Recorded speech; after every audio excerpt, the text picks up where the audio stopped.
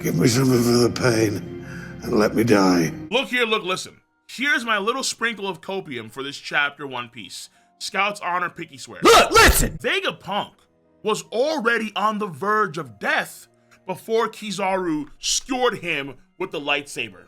And because of that reason, even though Sanji got the mission failed, in reality, it was only, as Thanos says, inevitable because he was going to die from internal hemorrhage if anyone moved him. So ultimately speaking, the man wants to die. Even though Sanji failed, it's not necessarily a big deal in the grand scheme of things because what Kizaru just did was speed up what was already happening. And look how even in copium, it is logically sound.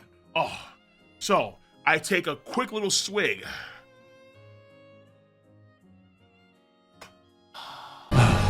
Feeling real good, real good right now. However, if I'm an Admiral fanboy, whoa.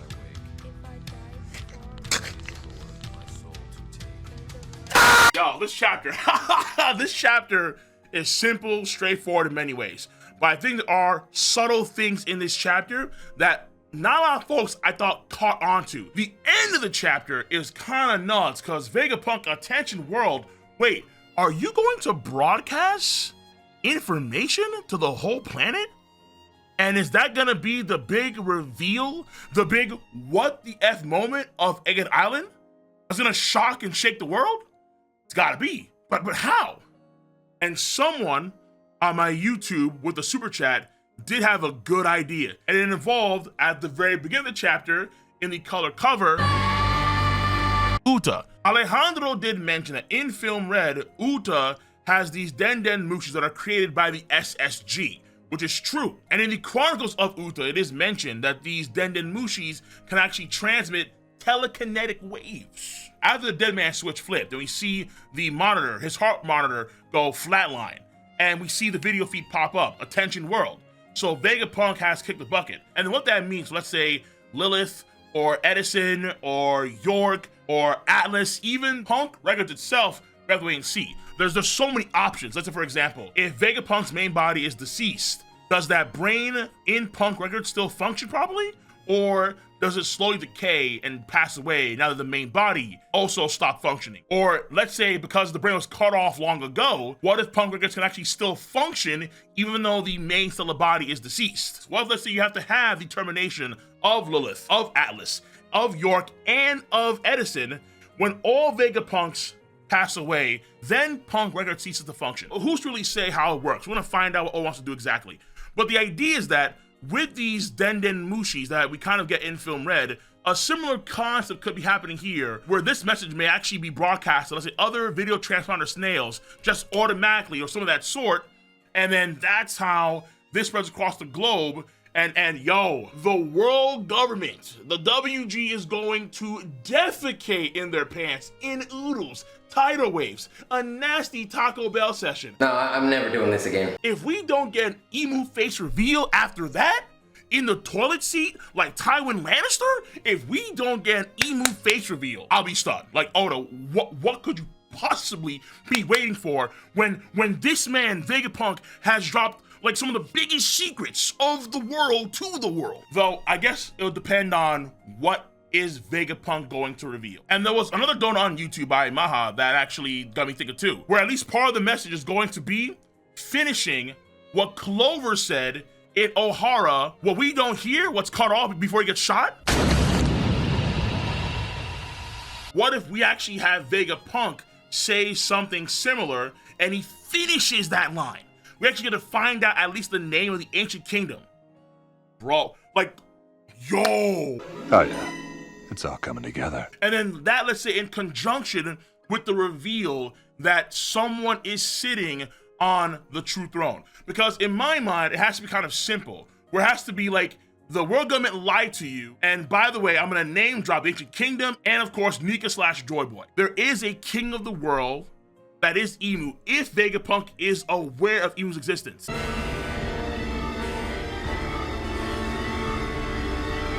Before that, we have stuff, let's say, involving the Vice Admirals against the Pacifista, and how they're actually using their shields now. And it's getting to the point where the Vice Admirals and the other fodder soldiers they're considering, at least one of them, was considering backing out, actually postponing, calling off the Buster Call, which is like, bro, this is such a sign that the Straw Hats could genuinely win on Egghead Island, even though like the entire is in flames. And it's a Gundam! It's a Gundam! The Gundam hasn't arrived yet. Hero Yui is coming, man!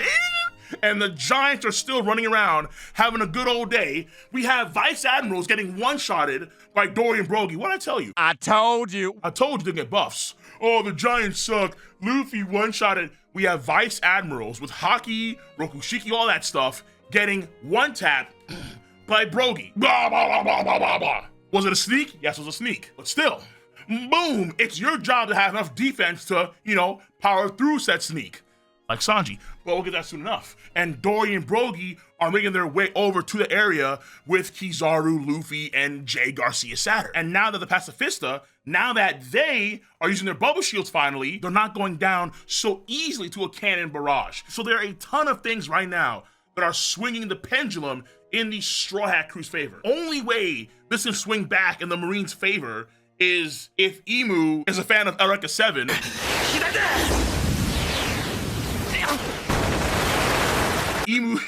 Emu rides the giant machine, wherever it is, that destroyed the entire Lucia Kingdom and is intent on wiping out all Egghead Island in a single, 16 death ray nuclear blast. But I have my doubts. And my doubts also particularly apply to Saturn. And right now, based on this gigantic transformation that Saturn's into, so this appears to be like his full beast form, he's Titanic. And he seems to be zoned out. The way Sanji is talking about Saturn has these crazy eyes. He's given up on his humanity, allegedly. And when he attacks Luffy and company, it's almost like a maniac sort of barrage with his legs. He's covered in venom now. Now that he's actually fully transformed, he can do this ability. And his lack of dialogue when he was attacking, when Kizaru actually stabbed Vegapunk, when he got palmed by Luffy, I feel like he is not of the right mind. I'll be real with you. I think he's actually lost his senses. I thought at first, let's say similar to what happened with the impelled down Jillibee's guards. They start to lose their sense of self. But what's interesting too is that when he transforms into this gigantic Titan form, the man also maintains that Hagoromo scarf around his shoulder. That's similar to who? Yamato, aka Yamabro. In this chapter, there was a hint, oh man, that Bonnie's going to join the Straw Hat Crew. And I was like, bro. I feel like I have no choice but to fight this because this just seems so disrespectful for Yamato. So hopefully Monkey D. Dragon can come on in there and swoop and pick Bonnie up because Bonnie is way better suited in the Rev than she is on the crew, I would argue. She has the ability to command all Pacifista? No, the Rev want that. The Rev are gonna salivate over that, absolutely. Come on, bro. What? No, they need that. Especially Dragon, after Dragon's, his stocks have fallen so low. And so now is a good time to pick up the Dragon stocks. And if Bonnie pulls up, yeah, they're rising. They're rising. But again, for the time being, I'm not too sure if Saturn stocks are going up or down. Because Saturn has transformed, but he's easy to dodge. I'm not seeing any Haki or any of that stuff at all. And if he has lost his senses to his own ability, that could mean a variety of things. But one of those things is obviously he's not that skilled with his ability usage. And since he has the black floating Hagoromo scarf around him, still, when he goes into his assumed full beast form, this also might indicate that he's not awakened because we don't know if Yamato is awakened, and she has very similar features as Saturn. Unfortunately, this is not enough to kill Luffy or Sanji on his part. However, Sanji, after giving the orders to grab Vegapunk and bail, which I know a lot of folks are dunking on Sanji. I'll keep it a stack. Some of the memes are fun. Hey, I will not lie. Runji, as they say nowadays. Is that valid? Very invalid. Why? Because it's Captain's orders. I'm the captain now. Aye, Captain. I'm gonna get Vegapunk and I'm gonna bail. The setup was so good last chapter, bro. Like, yo. When he blows apart the laser with a single kick, Kizaru's reaction, this is the same thing that he did before Luffy did the White Star gun. This, to me, is a laser that's a pretty powerful beam. at least as strong, even stronger than Frankie's thing. Minimum. And it got smited by Sanji. Oh, the setup. Oh, it was so good. It was muy delicioso. Gam's orders. So Sanji's doing his duty, but man, it smarks. So we did get that one clash, which was great, but I want to see more. However, when Sanji has Vegapunk who's dying in his arms, literally on the verge of death, in comes man Kizaru. He sneaks Sanji with a kick. And I know folks, oh, but well, he was looking that direction, so it's not a sneak. That's ridiculous, okay? This man Kuzan got snuck when Jozu did that shoulder tackle to him. And it's implied that Kuzan's haki kicked in, so he sensed it before it happened. That's a sneak. When Blackbeard and his crew were looking at Magellan, and they were hella comfortable, like, hey, yo, what's up, dude? How you feeling, man? You Magellan? And they have this chill, cool, calm, collected energy, right? Like a friend to a friend. Hidra, that's a sneak. That's a sneak. This is in the same vein as Rayleigh coming under Kizaru and kicking his leg away to save Zoro. Sneak. Kizaru is nowhere in sight. He's nowhere in sight for several panels, and then appears right then and there, and then he just stabs Vegapunk. Sneak Zaru. However, this is an escort mission. Is he dying? Yeah, he's dying. Again, I think Vegapunk's already gonna die. But Sanji failed the mission, and that is an L. I would say, albeit a small L in the grand scheme of things, because he was already to die. However, it is an L nonetheless. I will take the feat of him taking Kizaru's kick and being relatively fine, like pushing forward, which is pretty rare. He does bleed, but then says, huh? Like he gets mad, like what? And then hold on. And then that's when we have him get skewered. Vegapunk gets skewered. Just how Tosa got snuck by Brogy, just how Kizaru snuck Sanji, Luffy kind of snuck Kizaru. There's a lot of sneaking, bro. There's a lot of sneaking, all right? Sly Cooper and Thieves activity. And I know cats, whoa, hold on. Observation haki, but we all know how inconsistent it is. You can't rely on it. Oda just kind of does what he wants to do it. It is what it is. And Kizaru is facing in Sanji and Vegapunk's direction. He's teleporting in that direction, and then Luffy grabs him. However, it's not to mitigate Luffy's potentially near future situation. Yo, that mean mug was intense. I could have swore I heard Giorno Giovanna, JoJo's Part 5.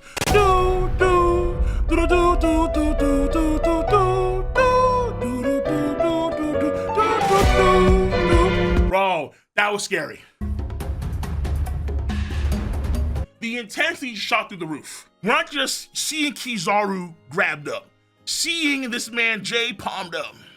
Kizaru bleeding, coughing up blood. If I'm an Admiral fanboy, Code Red, we are seeing a cataclysmic event, potentially, a cataclysmic event that's descending upon the fandom of the Admirals. Right now, it looks to me like Luffy is about a 2v1, saying Jay, Garcia, Saturn, and Kizaru. And when it comes to Kizaru, it's all vice grip. It's all just maintain that grip. Maintain that form. The only grip move to actually matter. Not Toast at the beginning, but this right here, when he's in Gigant form. Kizaru has to break out. No, bro, if Kizaru is stuck in this grip for more than a chapter, this is bad news. Unless it be a flashback chapter, this is bad news. This is bad. This is really bad. This is really bad. Kizaru has to break out. He has to. He has to, bro. If you're that, yo, man.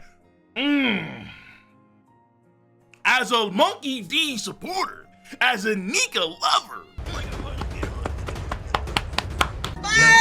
We finna go get you. 7.58 out of 10 chapter. Yeah, I would. This Luffy activity, next few chapters will be super important. Super important. And I've argued for a minute now that to this day, until let's say after Elbaf, he is the weakest actual Yonko on paper outside of Buggy. Duh. Yes, is he stalling? Yeah. Will he beat? Oh, I can't. I don't know, man. This is a beat? As in, will he beat Jay Garcia Saturn? When he has Kizaru?